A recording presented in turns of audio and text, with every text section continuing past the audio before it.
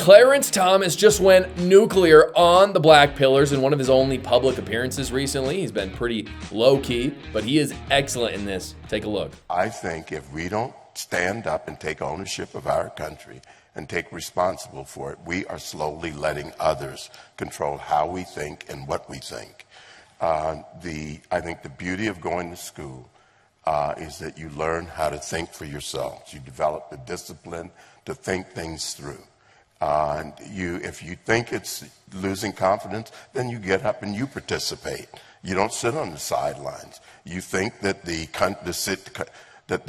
state is being run and inconsistent with how you feel, then you get up and you participate. You prepare yourself. If you think that the medical profession is not right, well, you become a doctor or be a medical person, and you deal with that. I think we need to take ownership of our country. It's our country. I think that's beautifully said, and it is the exact opposite of what politicians and podcasters are selling right now. If you didn't see, I was on Jeremy Boring's new show last week. We talked about this very subject quite a bit. And I've realized, I talked about it there, that there are really only three groups in America when it comes to this stuff. There are the complainers who want to point out problems, but they never want to fix them. And that's the podcasters. That's a lot of the people in media. That's the actors, all the famous people. Then there's the activists. That's the second group who do want to make some of the changes. They actually want to get out there. They're very far and few between, but they're trying to run for office. They have good intentions. They're trying to lobby certain things. They're working for organizations like think tanks, stuff like that. And then there are adapters. And the adapters see the change in the country and they adapt. And those last two groups are the only groups that are acceptable. The first one is completely unacceptable. Complaining is never self-serving, and it definitely does not serve anyone around you.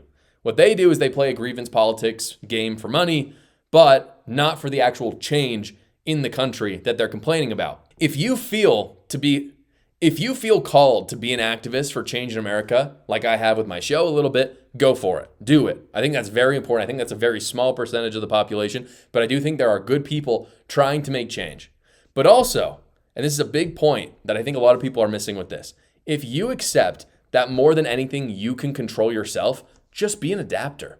I think the adapter position is way underrated. I actually think the adapters might be more impactful in this country than the activists. I think the activists do a lot of direct results. They get a lot of change directly, but I think the adapters actually have the power to make more societal change. Because what the adapter does is they take individual responsibility. They're not really worrying about what's happening in national politics. They're worrying about themselves, then their family, then maybe their church and community, and then their state at the very largest. But ultimately, they're thinking about themselves, and they understand that the politicians are always going to be corrupt, and that democracies often vote for bad policy. The majority is not always right. In fact, usually they're not. But those adapters have 100% of the vote on what happens in their lives. Always. And when more people do that, I think that has more societal implications. I really do. People who take control of their lives get married, they have kids, and they teach their kids good principles. If we would just do those three things, leftists would not even exist. The nihilist would not exist. All the people who have corrupted our institutions, it wouldn't matter because you are forming your own institution in marriage and then in family, and then you are the one educating your kids. You're not carting them off to a public school to get educated there. You have taken 100% responsibility over your little kingdom. That's going to have way bigger implications. We would win in one generation if we would just do those things. But I do want to go back to Clarence Thomas because he is one of the greatest U.S. judges in the history of our country. I firmly believe that. He was asked about his role as a judge, how that's changed over time, and I think this needs to be shared more than ever. There isn't a single judge I know who does hard things because they get joy out of it. They do hard things because they signed up to do hard things. And they may not agree with it, and it may be difficult. They may think it's not a great law, but their job as Article 3 judges is to enforce the law, to interpret it and to apply it to that particular case. When I first became a judge, Judge Larry Silverman, who's unfortunately passed away, said, ask yourself before each case, what is my role in this case as a judge? Notice how that limits you, not as a person, not as a Catholic, not as a policymaker, not as a husband, as a judge. And that is early on, that required more discipline. So on that note, the Supreme Court is actually looking right now at redistricting mail-in ballots nationally. Clarence Thomas is obviously going to be on board with that because it is constitutional. It would be fantastic. Samuel Alito was talking about how they might come to that decision very soon. Here he is talking about it. We have lots of phrases that involve two words, the second of which is day.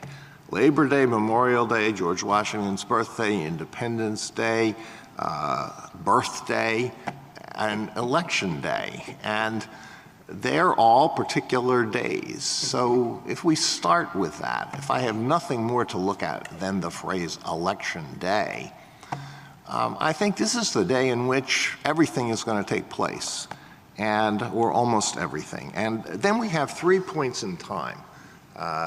1844, 1872, 1914.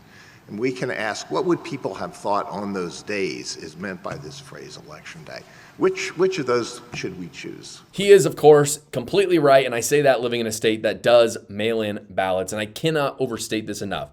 I've said this so many times on the show, but I'm going to say it again.